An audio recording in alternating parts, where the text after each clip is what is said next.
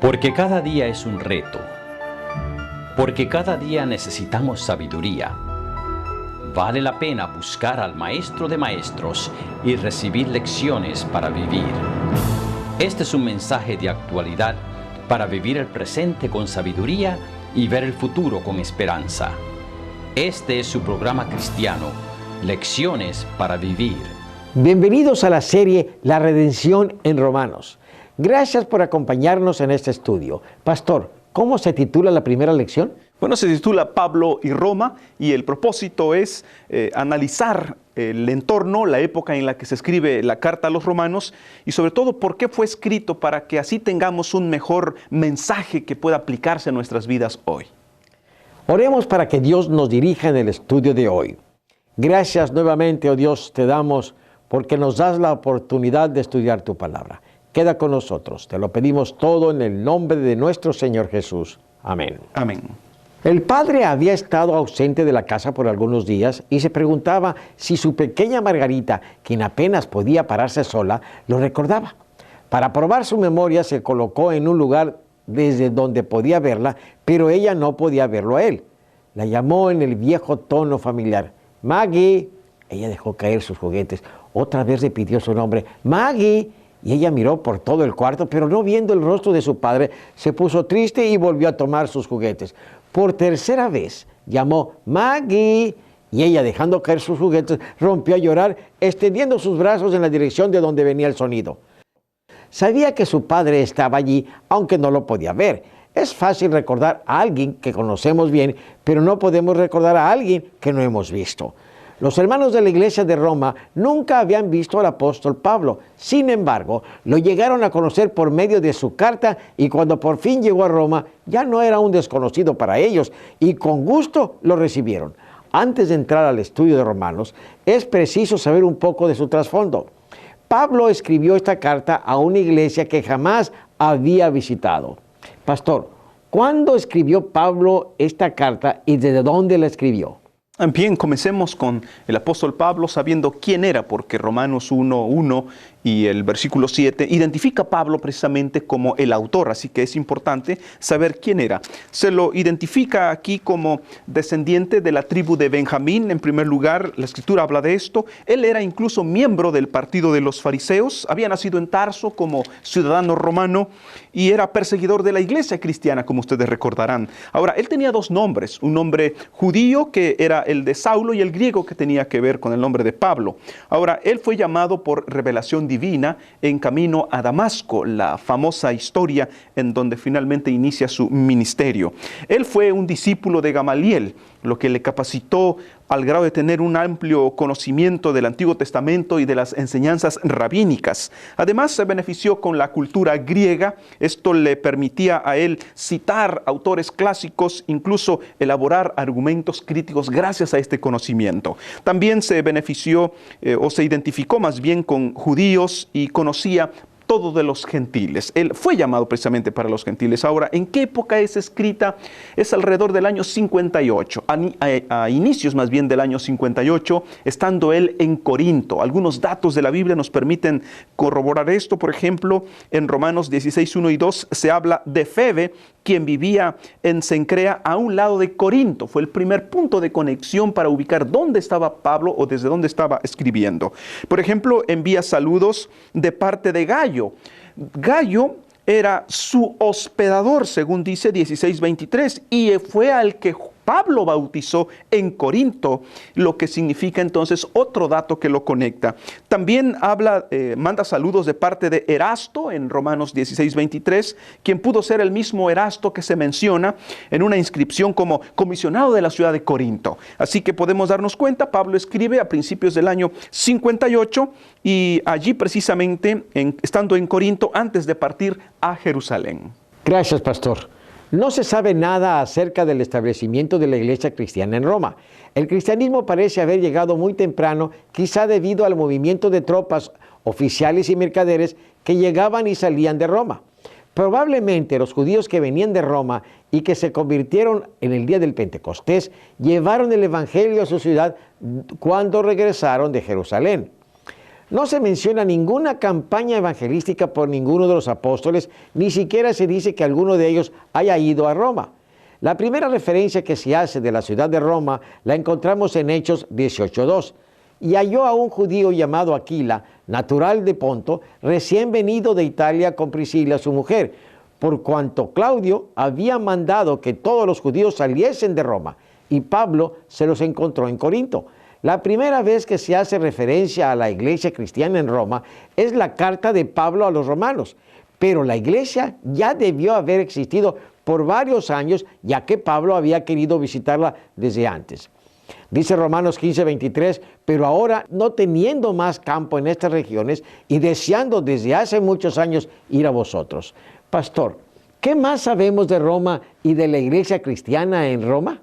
Bueno, Roma era puerto y capital del Imperio Romano.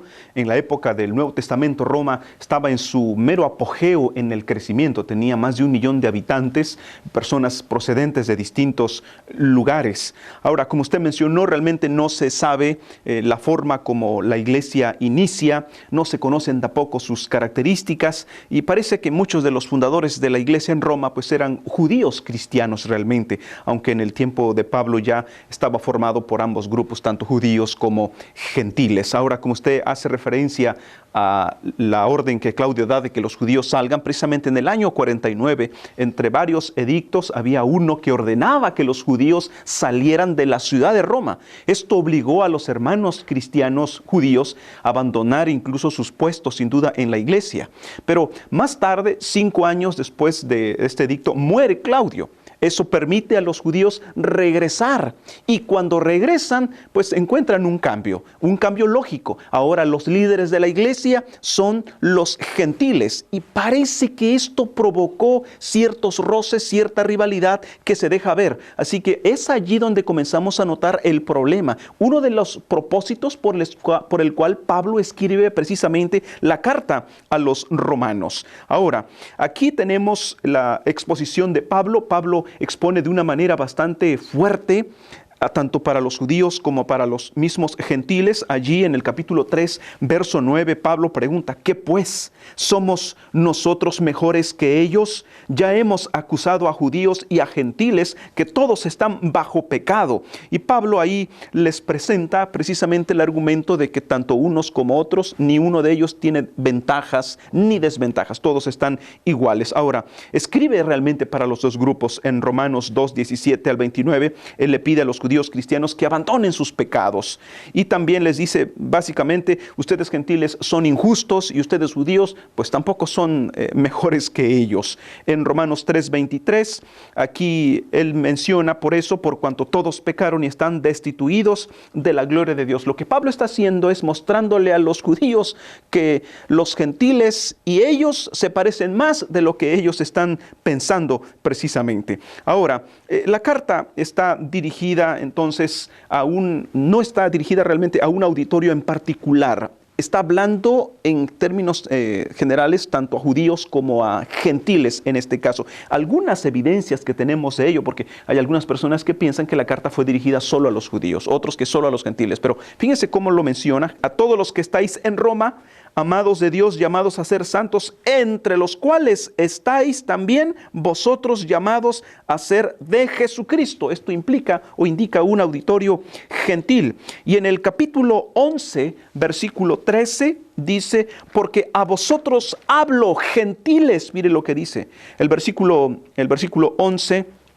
En adelante del mismo capítulo les dice a los gentiles que los judíos no son rechazados, ellos también tienen derecho. Entonces como que va dosificando, de repente les aclara a los gentiles una cosa, por otro lado le aclara a los judíos. Y ahora, un punto en el capítulo 2, versículos 17 al 19, mire lo que le dice ahora a los judíos. He aquí, tú tienes el sobrenombre de judío y te apoyas en la ley y te glorías en Dios. Note usted, no solo se refiere a los gentiles, no solo se refiere a los judíos, se refiere a ambos. Ahora, hay una frase que algunos usan para decir: no, se refiere solo a los judíos, cuando dice en Romanos 4:1, nuestro padre Abraham. Pero aquí Pablo es más probable que se refiera a Él cuando dice nuestro Padre, más que referirse al Padre de los destinatarios a los que les está mandando la carta. Aquí Pablo especifica diferencias entre judíos y cristianos, y entonces lo que hace Pablo es presentar el significado de la circuncisión, el significado de la ley, en relación con el cristianismo. Y sin duda esto le interesaba mucho a los gentiles porque ellos ya estaban familiarizados con esos términos, el término ley, el término circuncisión, y desde luego ellos estaban interesados en que Pablo les aclarara este asunto. Así que ustedes pueden ver allí, había tensiones entre ambos grupos y Pablo escribe para suavizar todo esto. De hecho, Werner Kommel, hablando sobre la carta, dice que Romanos es esencialmente un debate entre el evangelio paulino y el judaísmo, haciendo creer que los lectores, dice, eran cristianos judíos, pero que contienen algunas frases que indican especialmente la comunidad que también era gentil en este caso. Entonces, finalmente las cartas de Pablo son documentos ocasionales, escritos para atender circunstancias particulares como las que estaban enfrentando entre los judíos y los gentiles. Gracias, pastor. Muy bien explicado. Juan Wesley viajó más de 400,000 kilómetros a caballo, haciendo un promedio de 32 kilómetros diarios durante 40 años. Predicó 40,000 sermones, escribió o ayudó a editar más de 200 obras entre libros, folletos, himnos y sermones. Aprendió bien 10 idiomas. A los 83 años se sintió molesto porque no podía escribir más de 1 hora por día sin perjudicar su vista. Y a los 86 se avergonzó de no predicar diariamente más de 2 veces. Se quejó en su diario de que cada vez que tenía que permanecer acostado hasta las 5:30 de la mañana, se podría decir que Wesley fue un Pablo moderno. Sentía la misma preocupación por los perdidos que el apóstol Pablo. Sí, es sorprendente. De hecho, Pablo, como llamado misionero a los gentiles, él sentía el impulso de llevar precisamente el evangelio especialmente a esos lugares que aún no eran alcanzados. Él iba a lugares nuevos y se notaba continuamente esa sed de él. De hecho, en el capítulo 15, estamos en Romanos 15 del 20 al 22, y de esta manera me esforcé para predicar el evangelio, no donde Cristo ya hubiese sido nombrado, para no edificar sobre fundamento ajeno, sino como está escrito: aquellos a quienes nunca les fue anunciado acerca de él, verán, y los que nunca han oído de él, entenderán. Por esta causa me he visto impedido muchas veces de ir a vosotros. Ustedes pueden ver aquí, Pablo expresa los planes de ir a ver a los hermanos en Roma. La pregunta es, ¿para qué? ¿Cuál es el propósito? Aquí mismo, en Romanos 1:15. Así que en cuanto a mí, pronto estoy a anunciaros el evangelio también a vosotros que estáis en Roma. Y vaya que necesitaban los hermanos escuchar bien el evangelio. Recuerden, en la primera parte vimos cuál era el problema. Había diferencias entre judíos y gentiles en la iglesia de Roma, y ahora Pablo quiere ir a predicarles para ajustar y arreglar algunas cosas. De hecho, en el capítulo 15 se ve un segundo propósito por el cual quiere ir. Recuerden que Pablo está inquieto por predicar en nuevos lugares. Ahora el objetivo es predicar en España, pero España está muy lejos de su base, que es Antioquía.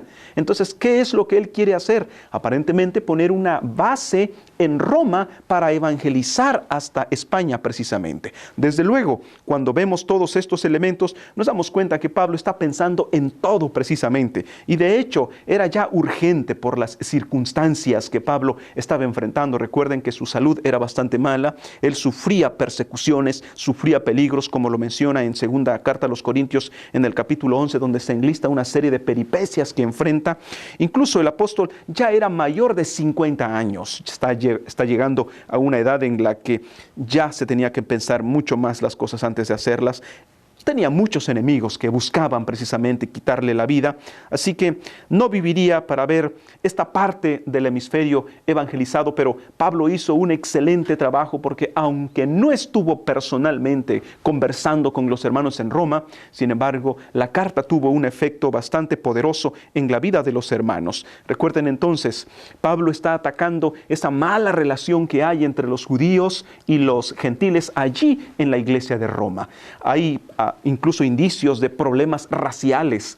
Los judíos miran con desprecio a los gentiles, pues porque simplemente no son del pueblo de Dios, del pueblo judío, pero los gentiles también miran con desprecio a esta minoría llamada judía. Y por eso es que Pablo lo que ahora está haciendo es un esfuerzo por establecer bien la iglesia en Roma y sobre todo prepararse para finalmente evangelizar este lugar que deseaba, llamado España en este caso. Ahora, Russell comenta con relación a este hecho y obras del apóstol Pablo hacia la iglesia de Roma. Mire lo que dice: Pablo desafió a la iglesia de Roma a que participara completamente en la cosecha presente de Dios de todos los pueblos, mostrando que su etnocentrismo se oponía al eterno plan de Dios de justificar a la gente por fe, de darles una nueva vida en el Espíritu y de colocarlos misericordiosamente en su plan redentor. Y tal parece que Pablo ataca precisamente este problema de etnocentrismo. Quiere decir,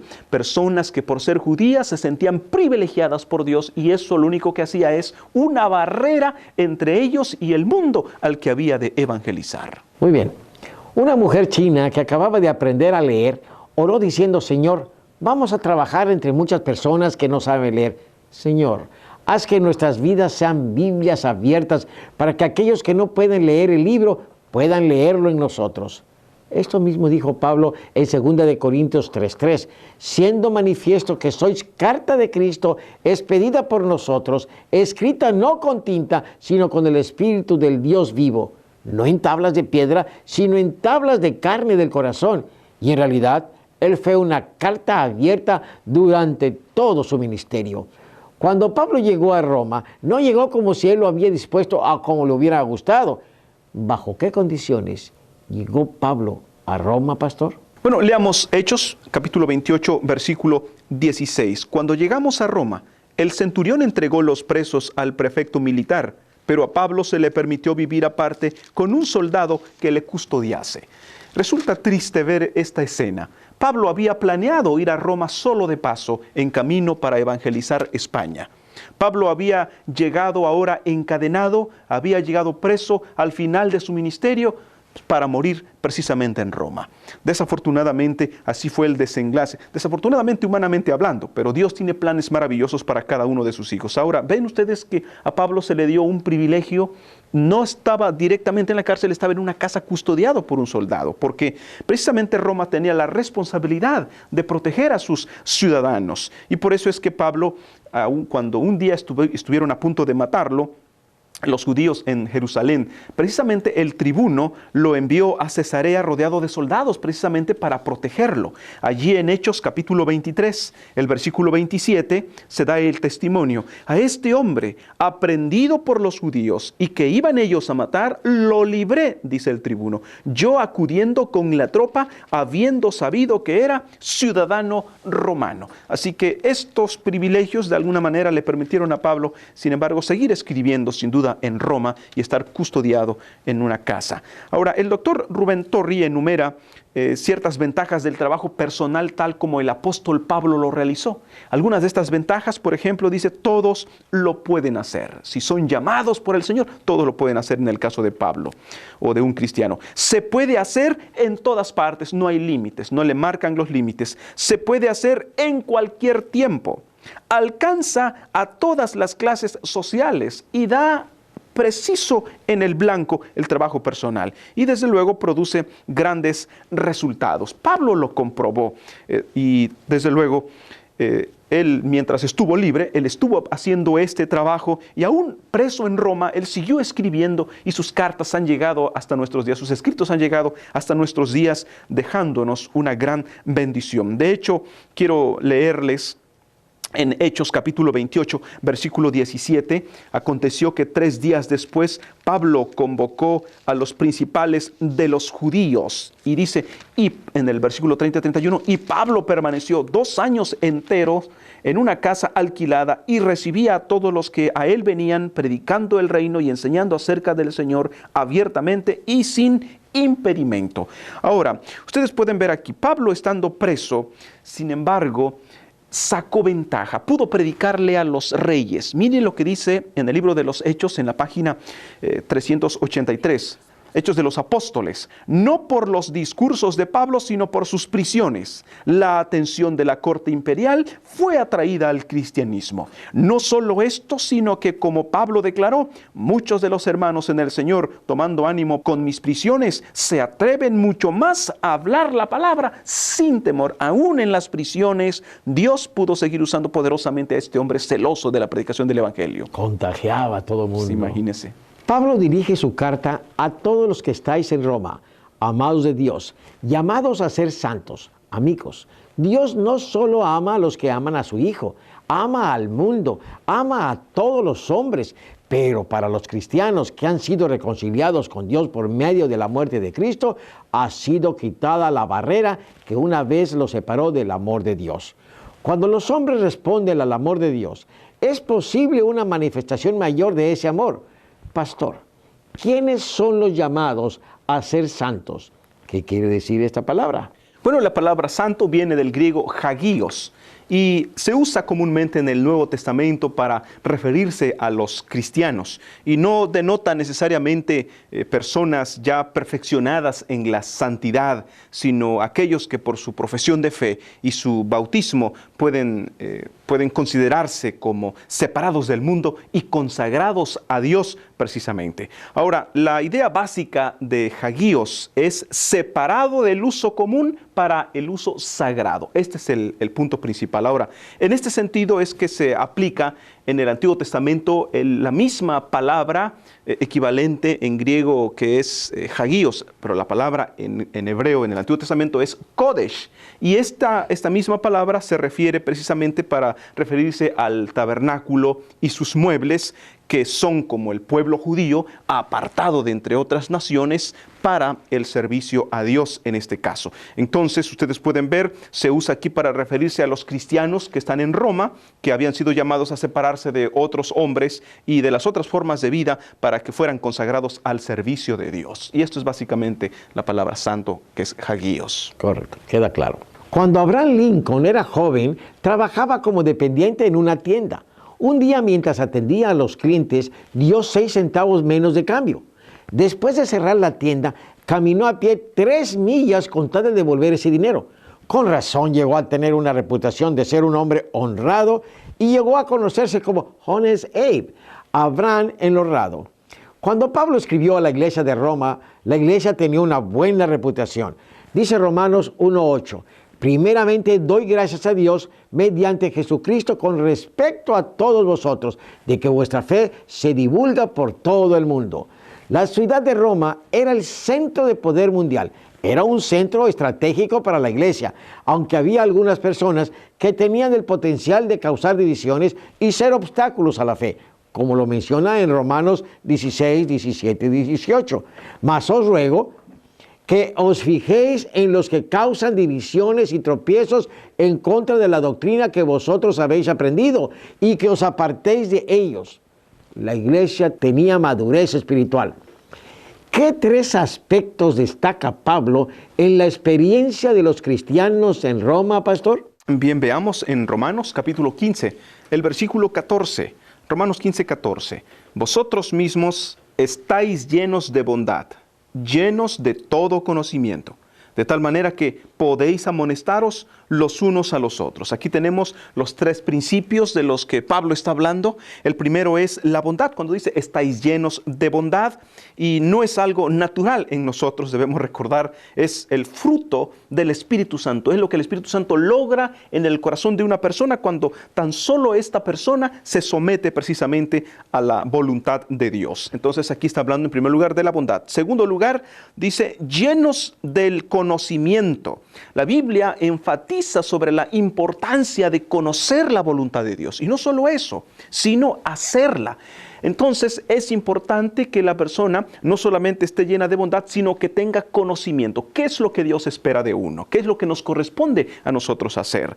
Y el tercer punto dice, para que podáis amonestaros unos a otros. Entonces ustedes pueden ver aquí ¿quiénes son los que amonestan en este caso? Pues los que están llenos de bondad y los que están llenos de conocimiento. No hay peor cosa que una persona que quiera amonestar, que quiera reprender sin tener conocimiento.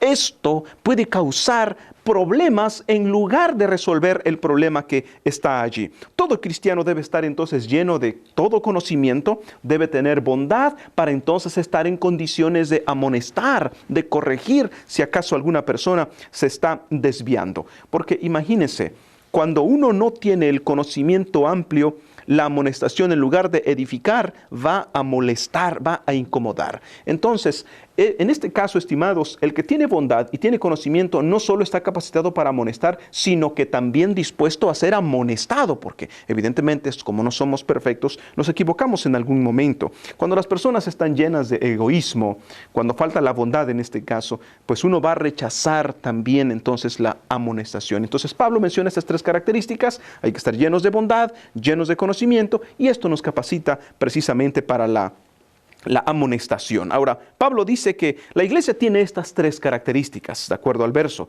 Por lo tanto, los consejos son realmente preventivos. Él desea que la iglesia siga como nos dice en el libro Meditaciones Matinales en la página 24, y dice así: 20 años después de la crucifixión de Cristo, había una iglesia viva y ferviente en Roma. Esa iglesia era fuerte y fervorosa, y el Señor obraba a favor de ella. Qué rápido pasa el tiempo, pastor. Háganos un resumen, por favor. Bueno, vamos a ver a manera de resumen 5 puntos. En primer lugar, recuerden, es importante estudiar el contexto de lo que la Escritura nos dice. De esa manera podemos entender mejor por qué fue escrito y cómo poder aplicarlo a nuestras vidas hoy en día. Segundo punto, el apóstol Pablo era sincero cuando perseguía a la iglesia. Él pensaba que estaba persiguiendo a grupos fanáticos. Sin embargo, su sinceridad no era garantía de que lo que hacía era correcto. Dios le mostró que lo que estaba haciendo realmente era deshonrarlo y deshonrar a su causa, la causa de Dios. Número 3, a pesar de ser un personaje muy encumbrado, sin embargo, Pablo fue lo suficientemente humilde para dejarse enseñar por los demás apóstoles y para obedecer a los gobernantes. Número 4, Pablo hizo planes de ir a la iglesia de Roma para finalmente llegar a España, pero no importa cuántos planes hagamos,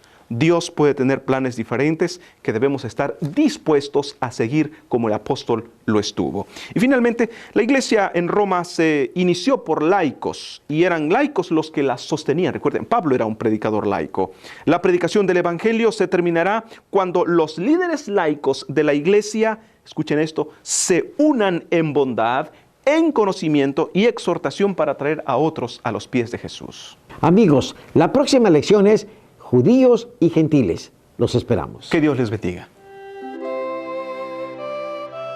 Yo he venido para que tengan vida y para que la tengan en abundancia. Descubra cómo recibir este don en Lecciones para Vivir.